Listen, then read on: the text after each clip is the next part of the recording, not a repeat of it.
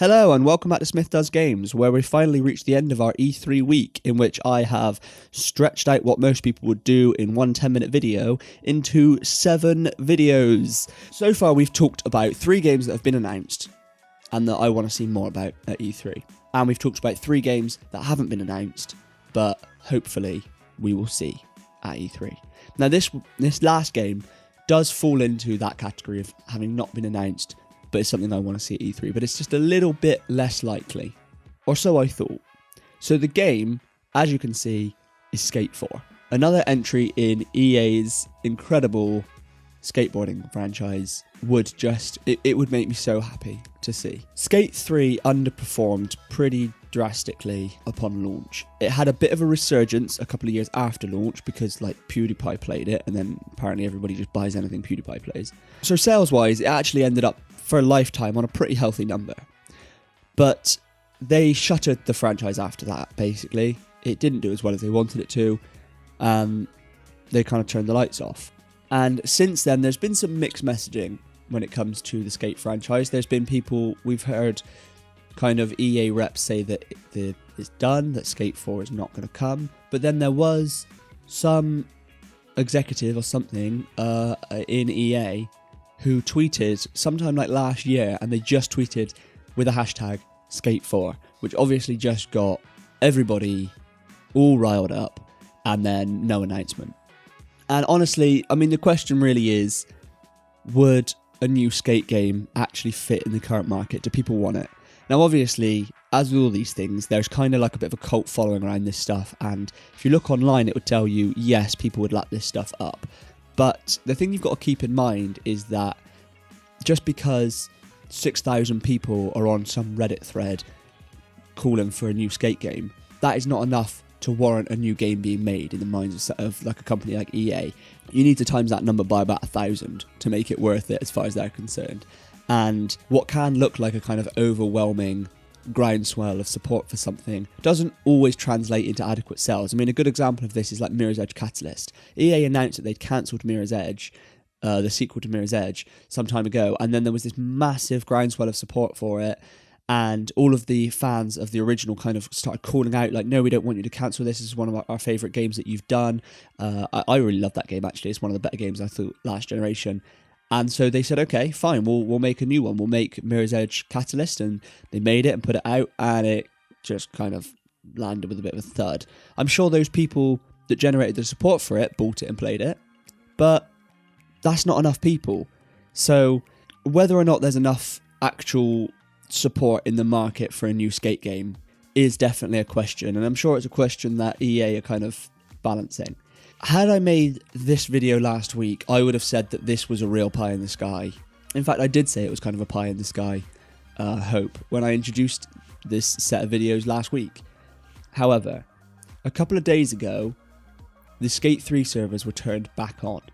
They've been off for a while, and all the online stuff for Skate 3 just sort of suddenly started working again, which is something that doesn't really happen. Once a game's been turned off, it pretty much stays off. Obviously, this has set the rumour mill going again. Are EA gearing us up for some announcement at E3? And I think they have to be. It seems so unlike this is so unlikely to have happened by accident. I don't even know how that would work. And why would they turn servers back on for a game that they had put that nail in the coffin? Like, that is really what it is when a game's online servers get shut down. It is the final nail in the coffin. So to kind of resurrect the game in that way, that surely has got to mean something. Now, whether that means Skate 4, obviously we don't know. I think quite likely is maybe a Skate 3 remaster, or even like a remastered trilogy, which honestly I'd be down for. I'd probably pick that up if it was like a reasonable price. I don't know if I'd bother if it was just Skate 3, because Skate 3's been enhanced for the Xbox One X, and if you haven't played it, if you've got Skate 3, go ahead and pop it into your Xbox One X if you've got one, because it looks really, really good. They've done a pretty good job remastering that game, or enhancing that game, sorry. So I don't know if I'd bother if it was just Skate 3, but if it was like a Skate 1, 2, and 3 remaster pack, I think I'd pick that up. Purely just play Skate 2 again. Skate 2 is my favourite of the series, and I'd play that again on Xbox One. Why not? So that's quite likely, I guess. You know, they put that on, maybe revamp all the online stuff and try and get a bit of a community going around it again.